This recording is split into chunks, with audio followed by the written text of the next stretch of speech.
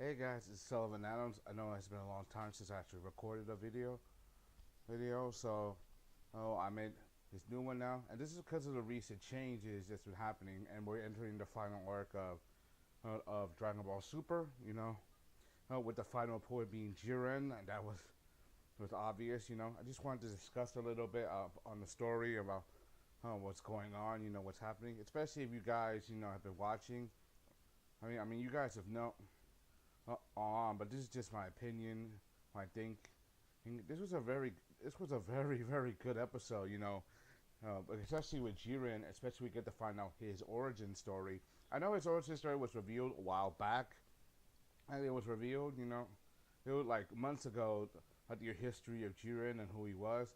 It was also released. He's now in the anime. It's been officially been released. So I'm gonna get into that.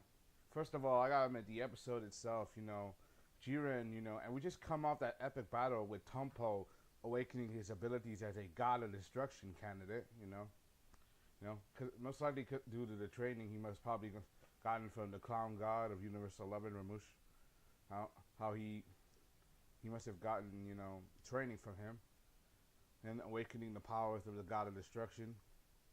And Vegeta, he beat him alone with his power. He's now reached an even higher level in Super Saiyan Blue.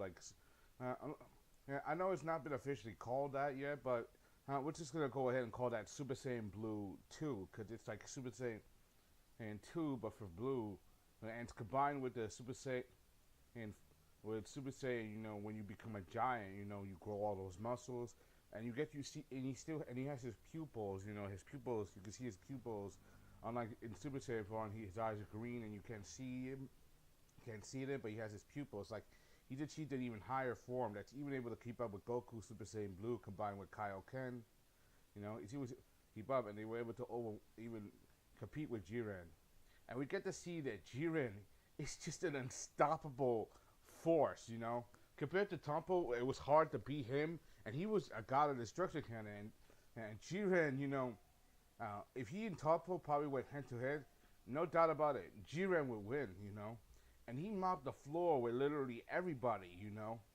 Not even the combo attacks of Goku, Vegeta, 17. He got their asses handed to them, and it's just pure faction, and it was just him using pure strength alone, and his energy alone. He overwhelmed everybody. Even Frieza, while he had his head ducked down, and he came out for a surprise attack. And he even went Super Saiyan Go for a second, and boom, nothing. If it didn't work against Tompo when he was in his God of Destruction for Jiren, he could probably swat that like he was using his hand to swat a fly. And that was overwhelming with his power. That was just him, flexing his power, just using his muscles. Oh, oh, and seeing this was a good episode. I love the animation, the fighting. The fighting was super fast. It was literally one-sided, like Jiren, and we got to see that 17. He was the one that 17, and the way he got into Jiren's head, his story, his history. When we find out about his history from the God of Destruction of Universe 11, and the Clown God, and when we find out his history, that his parents, died, right, and was murdered, and he tried seeking strength because he thought strength was justice. His family was murdered, his teacher was murdered, his whole life was full of nothing but hardship. So he became the strongest, in order to find strength for justice. So that's why he's so OP strong. But he's been doing this for such a long time now, for hundreds of years, basically. And that's why he's so powerful. But it doesn't exactly give you exactly when, but he's been doing this for a long time. That's why he's so overly strong. Even probably stronger than Tumpo, who is a god of destruction candidate. And that was definitely one of the epic moments. But 17, he was able to lay a scratch into him, not just physically but mentally. Like, he was able to attack him, I could just for a second get into a blind spot of will, but it looks like Jiren he managed to adapt to that. That kind of reminds me of how Hit when he adapted to Goku. He used his he used his fighting style and adapt to his technique and his precision. You know, he improves who's with experience. You know, but this guy he's had a long time. You know, just using nothing but pure energy, pure force, and just his raw power. You know, and to do that alone, he literally could be the strongest being aside from the gods themselves, the strongest being in the multiverse. You know. I say multiverse because we're not just talking about one universe. You know, and you get the verse. You know, this was definitely an epic episode. You know, and to see the big shock. You know, that happens at the end because a lot of fans are talking about it. That's why I came back. A lot of people are talking about it. You know, what happens at the end. You know, the end that and then that 17 literally sacrificing himself.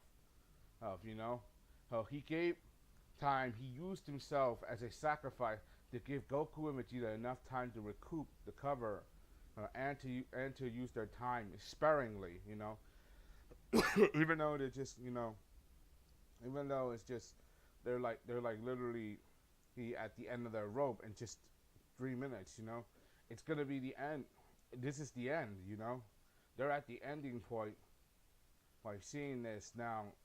That they're like this. This is a critical moment, you know. Moment Jiren and 17, you know, he sacrificed himself, you know, taking the hit but also making sure that he made sure his universe survived. Like he gave up on the cruise, you know. He said he wanted to buy a cruiser and go sailing with his family, basically.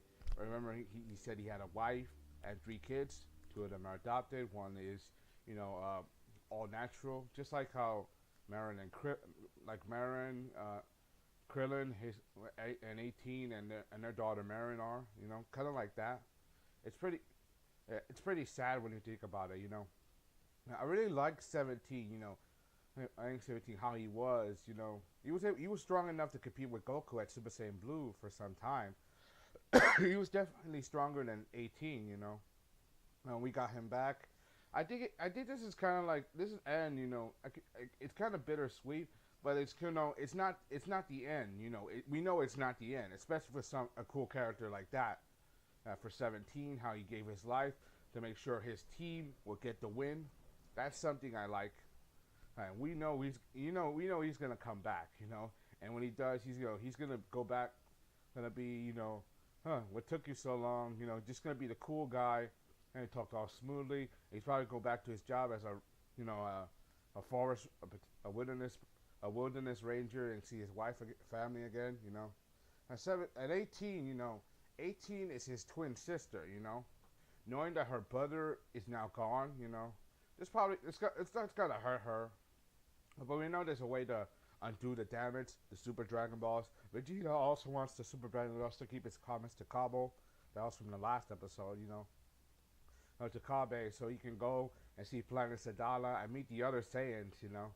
I would like to see that. And there's also that word that like next summer that we're gonna get a new movie because we're gonna be focused around the Saiyans, the Saiyans of Universe 6, basically, which is really interesting. But a lot of fans, it's pretty mixed, Anyway, that's all I gotta say because this was a good episode because I wanted to talk about 17, Jiren, his character. It was a pretty good episode. I really enjoyed it, And a lot of fans are like up in arms, talking about this because, this was a pivotal moment in the story. And losing 17, he gave his life, suicide, basically. It was a sacrificial, he was basically like, sacrificial peace, which is pretty, it's pretty crazy, but also pretty cool. Like he gave himself up just to give his comrades and his teammates the chance to win. Because if anyone could beat Jiren, I know Goku and Vegeta can. Frieza, he's still there, or whatever.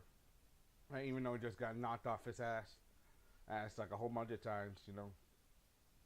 And I can't wait to see, how this ends, because it's definitely gonna end with between Goku, Jiren, and Vegeta. It's gonna end in a big fight, and we're definitely gonna see Goku use Ultra Instinct again. I want to see that. We're seeing that no matter what. They can't just tease that over us. It's gonna be a third one. If they just did that and not give us Ultra Instinct like a third time, that's gonna be like one giant cop out, and a lot of fans are gonna scream their heads off, saying, why did you just troll us for nothing?